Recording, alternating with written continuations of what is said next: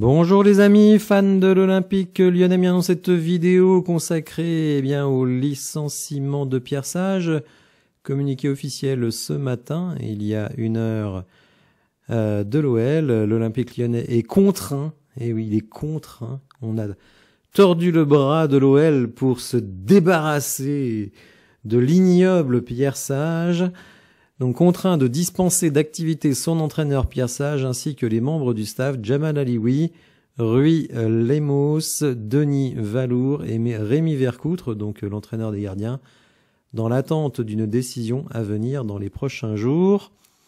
Alors on remercie quand même Pierre Sage. Ce choix sportif, c'est un choix sportif les amis, et la situation étant tellement dégradée, étant tellement alarmiste, Pierre Sage ayant tellement fait du caca, eh bien que ce choix sportif, qui intervient dans le contexte actuel de la saison 24-25, ne remet pas en question le formidable travail effectué depuis début 2024 et pour lequel l'Olympique Lyonnais sera toujours reconnaissant envers Pierre Sage et son équipe. Bon, alors les amis, hier vraiment, j'ai improvisé un live. Vous avez été très nombreux à venir vous exprimer. Globalement, de la déception, de l'incompréhension. Certains ont même appris l'info en voyant le live débuter. On a pu quand même un petit peu partager notre peine, parce que moi je dois avouer que je suis quand même assez peiné.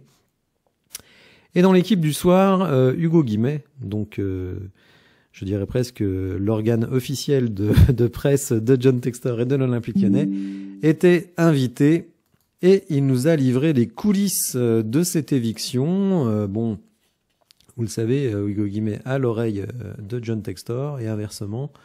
Donc on va dire ces infos en général sont de première primeur, et ceux qui pensaient que l'info sur l'arrivée potentielle de Fonseca et la fragilisation de Pierre Sage était un coup monté par le Paris Saint-Germain et les médias parisiens pour déstabiliser l'Olympique Lyonnais, etc. Faut dire que, comme Daniel Riolo, encore lui, a déclaré dans son émission que Nasser El Khelaifi avait pour but de détruire l'Olympique Lyonnais. Évidemment, ça ouvre la porte à peu près à tous les fantasmes et à toutes les théories du complot. Du complot, il n'y en a pas du tout. Simplement Textor, c'est un fan de Fonseca depuis longtemps. D'ailleurs, Hugo Guimet nous dit que les deux se connaissent depuis 2021. Et donc Fonseca s'est fait virer, tout simplement, du Milan AC le 30 décembre. Et donc Textor, qui aurait déjà bien aimé le recruter auparavant, et notamment l'été dernier à la fin de son contrat à Lille, c'est évidemment à sauter sur l'occasion. D'ailleurs, Hugo Guimet nous dit, l'idée c'est pas spécialement de sanctionner Pierre Sage et les résultats un peu moins bons ces derniers jours, même si moi je trouvais que il y avait une remontée de qualité sur notre production, même si on a du mal à la tenir sur tout un match. Donc l'idée n'est pas spécialement d'écarter Pierre Sage, mais de recruter Paulo Fonseca. Alors c'est sûr que les résultats moyens, décidément, je suis assailli de pop-up, excusez-moi. Donc on va repasser sur Hugo Guimet. Oui, les résultats n'ont pas aidé, évidemment. On va dire d'une certaine manière, on a profité que les résultats n'étaient pas terribles. Mais dès lors que Fonseca a donné son accord à John Textor, le sort de Pierre Sage était scellé, quel que soit le résultat à Nantes, quel que soit le résultat à Fenerbahçe. Textor, il voulait Fonseca, il était en capacité de l'avoir et c'est tout ce qui l'intéressait.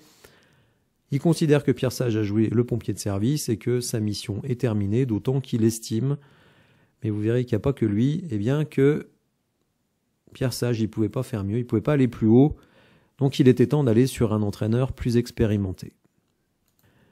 Hugo Guimet d'ailleurs fait remarquer que publiquement, absolument aucun dirigeant de l'Olympique Lyonnais depuis 8-10 jours n'est venu soutenir dans les médias Pierre Sage, qui accumulait les matchs nuls, quelques défaites, mais personne ne s'est manifesté. Bon, mais tout simplement parce que, d'une certaine manière, la cause était déjà entendue depuis, quasiment une semaine, voire plus. On nous dit du côté de Hugo Guimet que ce n'est pas du tout une décision précipitée, qu'elle courait donc depuis plusieurs semaines. Il dit aussi que Mathieu Louis-Jean et Michael Gerlinger, donc alors là, je sais plus quel est le titre de Mathieu Louis-Jean, mais une sorte de directeur sportif, même si c'est pas vraiment le titre qu'il a, alors que Gerlinger, lui, est directeur sportif du groupe Eagle. Depuis quelques semaines, eh bien, avec eux et John Textor, il y avait une unanimité pour partir sur une autre stratégie. Donc, faut pas penser que c'est la décision d'un homme seul, John Textor. Non, non. Tout l'appareillage, toute la direction sportive est absolument d'accord avec cette décision. Donc, dès lors que tout le monde était d'accord, ça ne pouvait se terminer que comme cela. Pierre Sage, selon la direction sportive, n'a pas su régler les problèmes défensifs de l'équipe, selon les dirigeants. Et quand il a pris moins de buts, comme sur les 3 derniers matchs, eh bien, il n'y avait plus rien sur le plan offensif. Donc ça, c'est quelque chose qui n'a pas plu. Hugo Guimet nous dit aussi que Pierre Sage vit ça évidemment comme une injustice, parce qu'il pensait, lui, pouvoir atteindre les objectifs, redresser la barre. Parce qu'il faut quand même le répéter, on n'est qu'à 4 points du podium, 3 points de la 4e place, et on est toujours dans le top 5 de l'Europa League avant de rencontrer la 34e équipe de cette première phase. Donc on peut penser qu'on va rester dans le top 8 assez tranquillement. Mais vous l'avez compris, on considère que Pierre Sage a atteint une sorte de plafond de verre, que c'était l'homme de la situation quand l'équipe était au fond du trou l'année dernière, je dirais un petit peu la calinothérapie de Pierre Sage, et que maintenant on veut autre chose. Et donc on estime que Pierre Sage n'a pas réussi à régler les problèmes défensifs tout en conservant une bonne animation offensive. Alors certains rétorquent, les défenseurs en bois qu'on a, c'est quand même les mêmes personnes qui les ont choisis. Donc on verra si Fonseca, qui est quand même le premier candidat, arrivera à régler ces problèmes. On nous dit, ça c'est du côté du vestiaire, eh bien que le vestiaire est très surpris. Vous vous souvenez que Clinton Mata en conférence de presse qui dit « Mais non, pas du tout, il n'y a rien, c'est des trucs de la presse, c'est votre jeu à vous, mais nous on est au courant de rien. » Alors Hugo Guimet il dit « C'est vrai, les joueurs ils sont surpris. » Mais ils étaient déjà surpris quand ils avaient appris qu'il était en danger. Hein, vous vous souvenez, c'était le fameux match, et d'ailleurs je vous invite, si ça vous intéresse, à aller revoir, en tout cas la miniature de ma vidéo de jeudi dernier, en gros, Pierre Sage gagne ou devra partir. Donc ils étaient surpris, ils s'attendaient pas à ça. En même temps, ils n'ont pas fait tout ce qu'il fallait, je pense, pour sauver la tête de leur entraîneur. Donc malheureusement, c'est la situation. Alors l'avenir de Pierre Sage, et là, c'est pas vraiment une information, c'est le sentiment d'Hugo, bon, qui connaît évidemment toutes ces personnes très très bien, puisqu'il les côtoie quasi quotidiennement. Il pense que Pierre Sage ne restera pas à l'OL. Hein. Les dirigeants lyonnais aimeraient bien le conserver à l'OL. Alors, dans quel rôle, ce n'est pas vraiment défini. Mais bon, en tout cas, Hugo Guimet pense que Pierre Sage, finalement, il a pris goût à ce poste de numéro 1 et qu'il va attendre qu'une bonne opportunité se présente et qu'il ne restera pas à l'OL. Hugo Guimet nous dit aussi qu'il faut se mettre, je dirais, dans la mentalité de John Textor. Pour lui, Textor, en tant qu'Américain, alors je sais qu'il y a beaucoup de suiveurs de la chaîne qui vivent aux États-Unis, il dit pour un Américain, virer quelqu'un, c'est pas grave. On dit voilà, écoute, t'as du talent, tu trouveras un poste ailleurs, on reste amis, allez viens, on va prendre une bière. Donc, qui est en plus le langage habituel de John Textor. Donc Textor, voilà, pour lui, il se dit pas j'ai fait un truc de fou, et puis s'il se trompe avec Fonseca, il dira je me suis trompé, on va faire autre chose. Il assume pleinement ses décisions, bien qu'il sache que cette décision est très très très impopulaire. Il suffit d'aller sur les réseaux sociaux et puis même regarder les différents sondages que j'ai lancés sur la chaîne pour voir que Pierre Sage jouissait encore d'un très très très très grand soutien.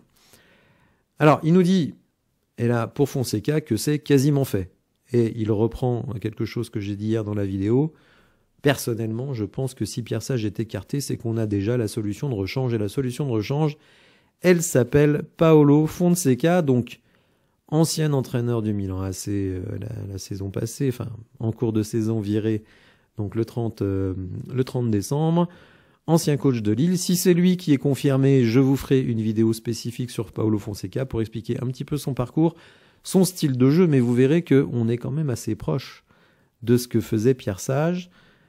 Après, peut-être qu'un Fonseca parviendra-t-il à faire mieux passer son message. On verra bien ce qui va se passer. Alors, là, c'était pas Hugo Guimet, c'était Fabrice Hawkins sur RMC qui nous a dit que selon lui, là aussi, ce n'est pas figé dans le marbre, mais selon lui, Fonseca ne devrait pas diriger ni le match de Ludogorets, ni le match de Marseille.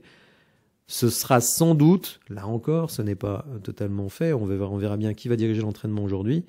C'est Jorge Maciel, donc, qui était assistant de Pierre Sage, mais aussi assistant de Paulo Fonseca quand il était à Lille, qui devrait assurer l'intérim.